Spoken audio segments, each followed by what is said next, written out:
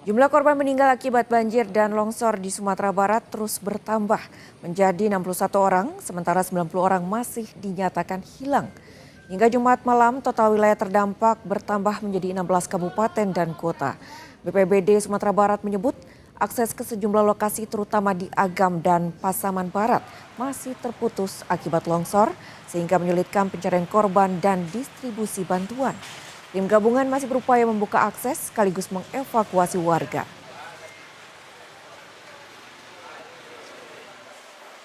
Untuk data terupdate sampai malam ini untuk kejadian sudah 16 kabupaten kota yang terdampak malam ini.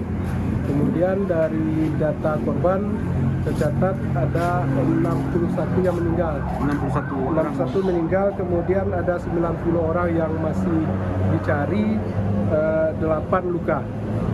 Yang penambahan signifikan itu di daerah Kabupaten Agam ada 47 yang meninggal, kemudian 83 hilang serta 2 luka. Sementara Kota Solok yang sebelumnya belum ada data, sekarang sudah ada data 1 orang meninggal. Penanganan korban banjir dan longsor di Aceh dan Sumatera Barat akan dilaporkan jurnalis Kompas TV Rizka Devi dan Rio Johannes. Kita ke Rizka terlebih dahulu di Banda Aceh. Selamat pagi Rizka. Tanggap darurat sudah ditetapkan, lalu apa yang menjadi fokus pada hari ini? Ya, selamat pagi Carla dan juga saudara, benar sekali memang ini usai penetapan status tanggap darurat di 10 kabupaten kota di Aceh oleh Gubernur Aceh Muzakir Manaf. Ini memang akan ditetapkan selama 14 hari ke depan. Saat ini memang yang menjadi fokus dari status tanggap darurat tersebut adalah evakuasi dan juga distribusi.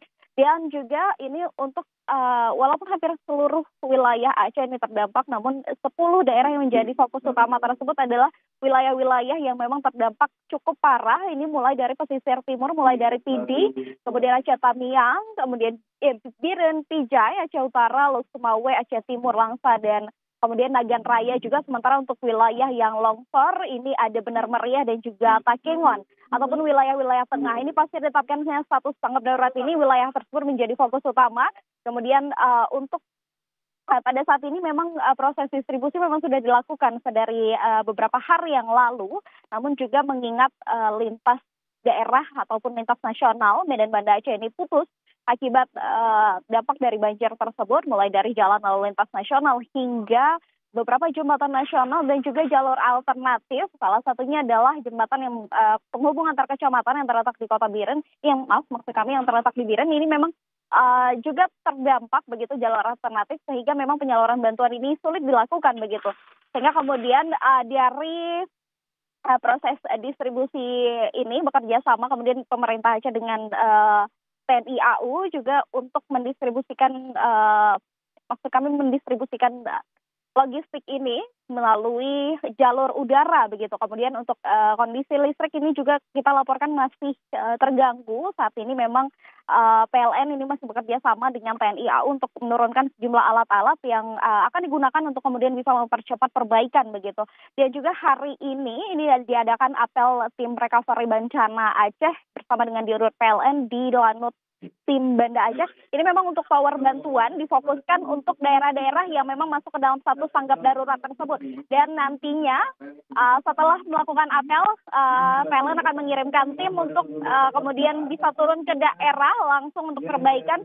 Dan nantinya perbaikan yang akan dilakukan fokusnya adalah saat ini tujuan utamanya adalah di Biren terlebih dahulu, karena memang banyak sekali dari informasi yang kami terima ini banyak sekali tower yang kemudian roboh di daerah sana.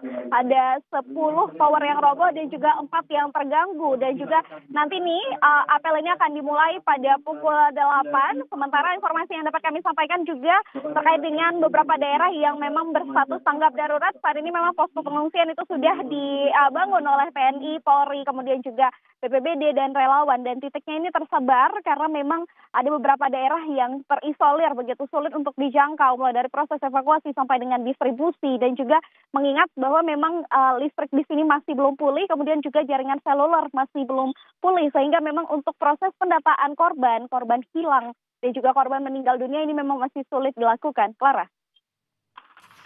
Baik, Kemudian Rizka Devi, itu tadi laporan dari Banda Aceh. Dan setelah ini saudara kita beralih ke Rio Johannes di Padang, Sumatera Barat. Selamat pagi Rio, data terakhir ada lebih dari 20 orang meninggal akibat bencana banjir di Sumatera Barat.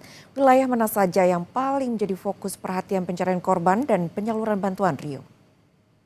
Ya, Karla dan juga saudara, kemarin malam itu BPBD Provinsi Sumatera Barat kembali merilis data baru terkait bencana hidrometeorologi di Sumatera Barat. Dari 19 kabupaten kota itu sampai saat ini ada 16 diantaranya yang sudah terdampak oleh bencana ini. Hanya 3 kabupaten kota yang selamat, yaitu yang tidak terdampak, yaitu Kota Sawalunto, Kabupaten Sijunjung, dan Kabupaten Damasraya. Dari bencana alam ini, dari keseluruhan dampak bencana ini, hingga saat ini ada 61 orang yang dinyatakan telah meninggal dunia, dan terbanyak itu di Kabupaten Agam. Di Kabupaten Agam ini ada 47 orang yang dinyatakan meninggal dunia. Pada hari sebelumnya itu sempat dinyatakan bahwasanya ada 13 orang, namun data terakhir itu jadi 47. Kenapa terjadi penambahan signifikan? Karena ada tiga nagari, 3 kampung atau 3 nagari itu yang sebelumnya tidak bisa diakses. Aksesnya terputus, baik itu akses komunikasi maupun akses transportasi karena banyaknya titik-titik jalur jalan ke lokasi yang tertutup oleh material longsor. Dan saat ini memang untuk fokus pencarian itu memang difokuskan di daerah Kabupaten Agam ini. Dan untuk distribusi logistik sendiri, BPBD Provinsi Sumatera Barat menyatakan memang ada beberapa titik kawasan di Kabupaten Pasaman Barat dan juga Kabupaten Agam yang hingga saat ini masih terisolasi. Dan untuk itu tadi malam itu dalam rapat koordinasi sudah dipertimbangkan untuk melakukan penyaluran bantuan melalui jalur udara. Demikian, Karla.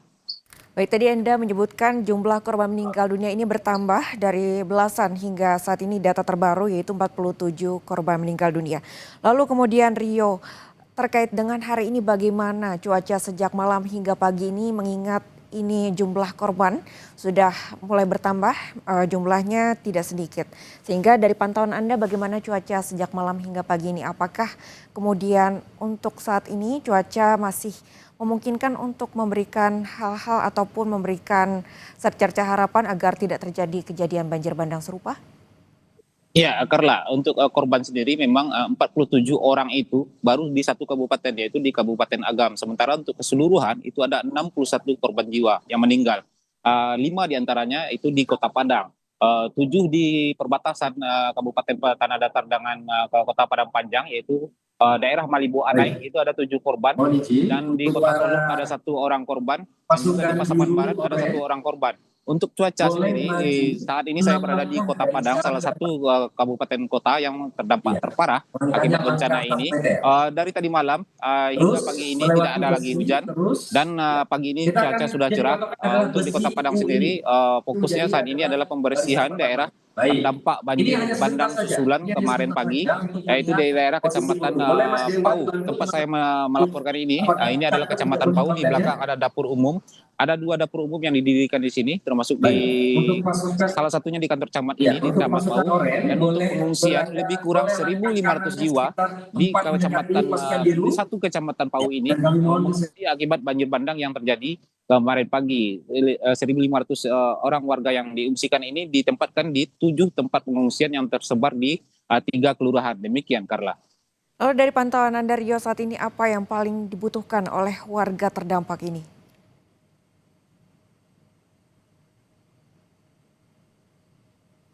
Rio, dari pantauan Anda saat ini, kemudian apa bantuan yang paling dibutuhkan oleh warga terdampak dari banjir bandang ini, Rio?